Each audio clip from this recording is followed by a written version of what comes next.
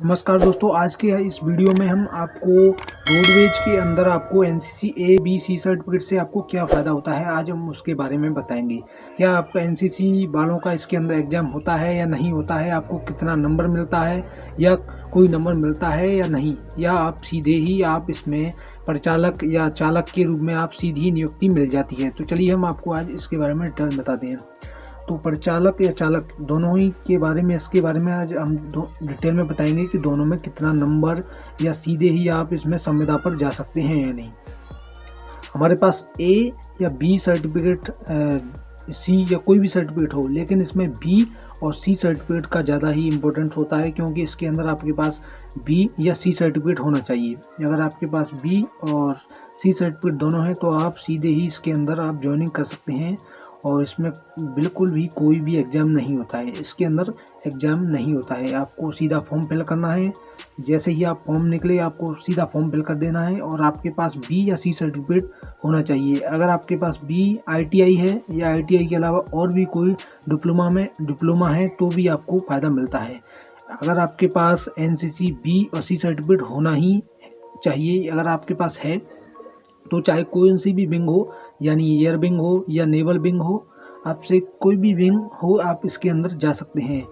अगर आप एनसीसी धारक हैं और आपने बी और सी सर्टिफिकेट कर चुके हैं पूरा, तो आप ये ना देखें कि कौन सा सर्टिफिकेट है आपके पास।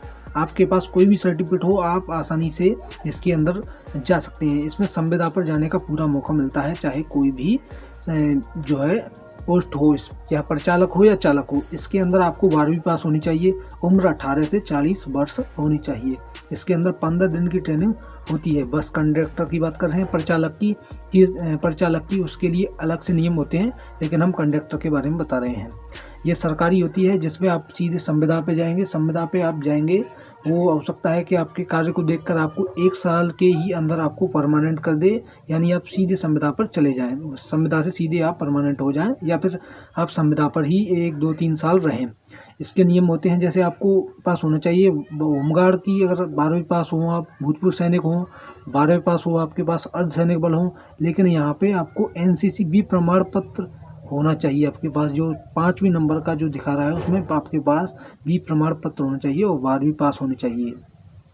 अगर आपके पास आईटीआई है तो आईटीआई से भी आप इसमें फ़ायदा उठा सकते हैं, या किसी भी जो है आप आसानी से इसमें सीधा सिलेक्शन ले सकते हैं। अगर आपके पास एनसीसी है तो एनसीसी से ही आप सीधे चले जाएंगे। चलिए आपको दिखाते हैं। और अगर आप अधिसूचित जनजाति या भूतपूर्व सैनिक की आयु सीमा में शासन के नियमानुसार छूट भी दी जाती है इसके अंदर, लेकिन हम आपको एनसीसी के बारे में बता रहे हैं। एनसीसी के बारे में आपको इससे बहुत अच्छा बेनिफिट मिल रहा है, सीधे आप संविदा पर चले जाएंगे, कोई दिक्कत नहीं आने वाली है।